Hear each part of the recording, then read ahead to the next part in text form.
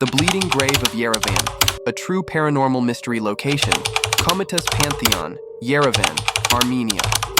Date of incident, summer of 1999. Victim, an unnamed 12-year-old boy from a nearby neighborhood, the dare that went too far. It began as a game.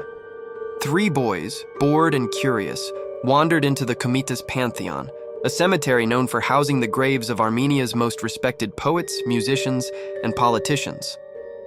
But there was one grave that stood apart, an unmarked stone, cracked and faded, nestled under a dying tree. One of the boys, trying to impress his friends, said, "They say this grave belongs to a man who was buried alive. If you step on it at midnight, he comes back for your soul." They laughed, but one boy, the youngest, took the dare. At exactly midnight, he placed his foot on the cracked stone and froze. Suddenly, the earth beneath the grave trembled, and from a thin crack in the tombstone, a dark red liquid began to ooze out. Not mud, not water. Something thicker, sticky, like blood. The boy screamed and collapsed. His friends fled. The aftermath. For days, the boy remained silent, until he began to speak in a strange dialect that his parents and even priests couldn't understand.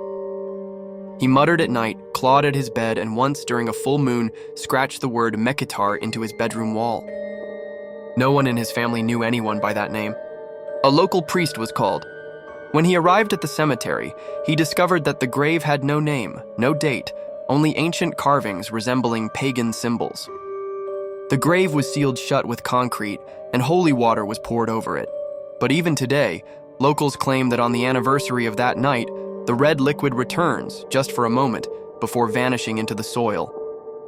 Whispers from the locals, "I've seen it," says an old caretaker. "Every June 12th, the grave cries blood. Just a few drops. That's when I stop my shift early."